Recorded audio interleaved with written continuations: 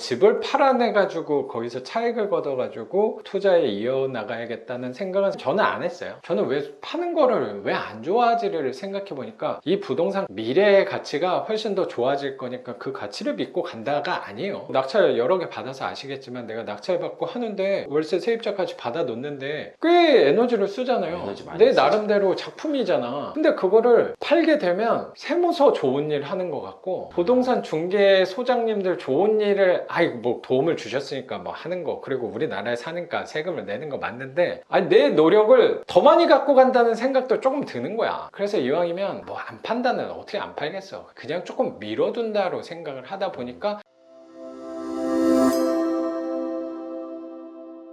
1000에 50을 빼줄 때는 그래도 덜 부담스러운데 2000에 45를 빼줄 때는 다음 물건이 그때 멈춰지더라고. 빼줘야 될 빼줄 때. 때. 선생님도 세입자가 좀 바뀐 적이 있었나? 있어요. 그렇죠. 우리 물건의 단점이라고 생각하는 거는 아파트랑 좀 다르다고 생각하는 게 세입자를 맞교환하는 거는 불편해지는 상황이 저는 있는 것 같아서 그럼 온전히 돈을 빼줘야 되는 일도 있을 거라고 있죠. 생각하거든요. 근데 전세는 그게 불가능하잖아요. 근데 우리는 보증금이 상대적으로 작으니까 항상 유동성은 챙겨놨던 것 같아요. 계약기간 중간에 나간다고 하더라도 내가 돈이 있는 상태에서 내가 계약기간 중간이니까 못 빼줘라고 말하는 거랑 돈이 없는 상태에서 내가 진짜 돈이 없어서 못 빼줘랑 조금 다르다고 생각해서 항상 1, 2천만 원은 유동성으로 갖고 있었던 것 같아요. 보증금이 상대적으로 클 때는 순전히 다 빼줘야 될 때 내 투자가 어쨌든 그때 또 멈추는 거를 세입자가 4년, 5년 살다가 나갈 때 그게 또 부딪혀서 제가 요새는 상대적으로 전보다 수입이 늘어난 덕분이라고 생각도 해요. 그리고 투자의 속도가 예전보다 당연히 더 늦어졌단 말이에요. 낙찰 받는 속도가 꾸준히는 하고 있지만 속도에서는 분명히 줄어들었으니까 그 줄어드는 거를 기존 물건의 질을 개선하는 부분도 저는 있는 것 같아요. 보증금 높았던 거를 다 뭐 2, 3천짜리를 500천으로 바꾸고 있어요. 지금 과정은. 그럼 내 안에서는 수익률도 중요하지만 수익금이 저는 조금 더 지금에서는 더 매력적이라고 생각해서 그러면 초기 단계 때 내가 공략해야 되는 방법, 세입자를 받는 범위와 그거를 지속해서 5년, 10년 차 때 하는 방법의 기술적인 면이 좀 달라진다는 생각도 드네요. 선생님하고 얘기하다 보니까. 저는 다 1000 이하로 세팅돼 있거든요. 수익금은 그래서 좋을 수도 좋죠. 있긴 한데 수익금이 좋다는 게 수익률은 또 낮을 수도 있거든요. 실속은 있는 거죠, 어떻게 보면. 근데 투자 속도에 있어서는 그 고민을 맞아요. 할 가능성이 있을 수 있지. 그래서 지금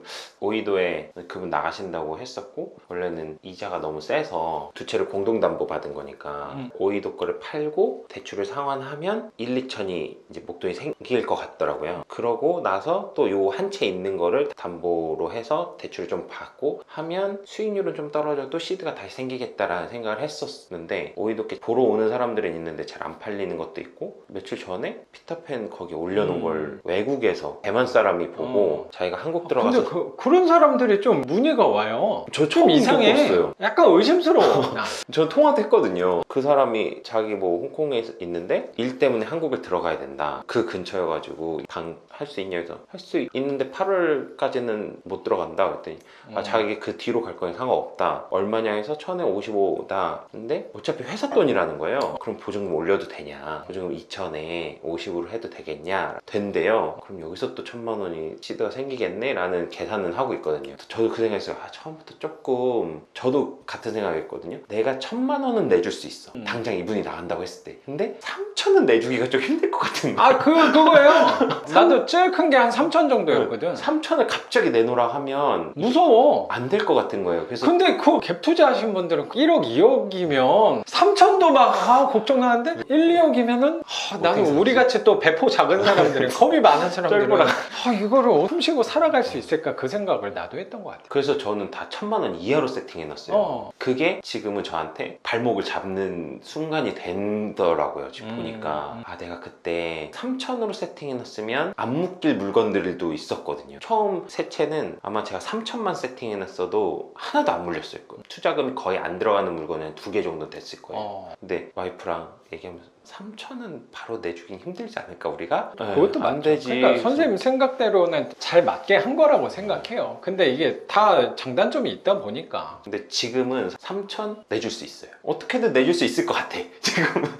그래요. 네. 그러니까 그 3천을 만약에 내준다고 하더라도 이걸 뭐 2, 3년 쓸 거 아니잖아. 네. 길어야 두세 달이야. 그 정도는 잠깐 어떻게든 마이너스 그렇죠, 통장을 그렇죠. 만들어서 메꿔주든 그렇지. 이게 될 것 같더라고요. 사람이 지금부터는 무조건 보증금 좀 올릴까? 라는 고민을 하긴 했어요. 근데 그러면 또 수익률이 낮아지니까 그 고민에서 왔다 갔다. 처음에는 분명히 또 욕심이 생기는 게 월세 늘어나는 것도 욕심이 있긴 한데 집 채수에 대한 욕심도 분명히 생길 거라고 생각이 좀 들거든요. 네. 그리고 뭐 5번째 물건을 이제 끝내고 6번째, 7번째는 어떻게 갈까에 대한 방향성. 그때는 돈이 없는데 그럼 또 열심히 회사 일하고 아니면 단타로 몇 개 하고 그 방법밖에 없나 하면은 또 맞아요. 단타라는 것도 이론적으로 이상적인 부동산 시기와 그때 손님이 또 있어야지 그게 잘 맞아 떨어져야지 할 수 있는 건데 이거를 또 언제쯤 내가 얼마가 생겨서 할 수 있겠다가 또 답답한 부분도 생길 수 있다고 생각도 확실하게 들어요. 없어서. 그게 월세 투자랑 좀 차이점이라고 생각도 드는데 근데 저는 집을 팔아내가지고 거기서 차익을 걷어가지고 투자에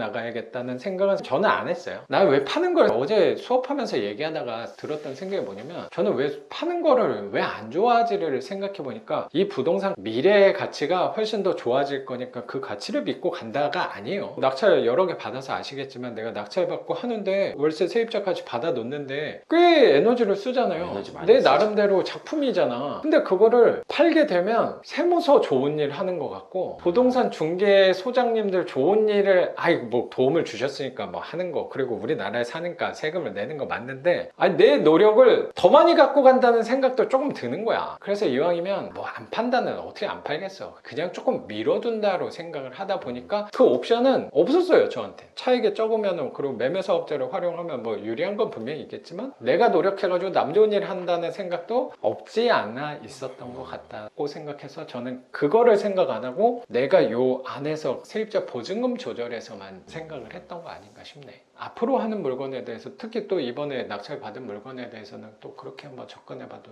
좋지 않을까 싶네. 낙찰 받는 거 수익률은 괜찮으세요? 이게 저도 5채밖에 안 했지만 방차감? 카드를 다 활용했을 때를 DSR 때문에 방빼기 카드는 가지고 있지만 개인 대출을 못하게 되는 상황이니까 저는 그래서 이제 사업자 대출로만 계산을 해보고 있거든요. 근데 사업자 대출로는 수익이 예상만큼 그렇게 대출 비율이 안 좋죠. 네, 비율이 너무 안 좋으니까 방차감 때문에. 네, 계속 지금도 하고 계시잖아요. 방빼기를 하고 계산해서 들어가시는 당연하죠. 거잖아요. 네. 근데도 수익이 뭐 예전만 괜찮은 수익이 나오는 건지 그럼요. 중요한 게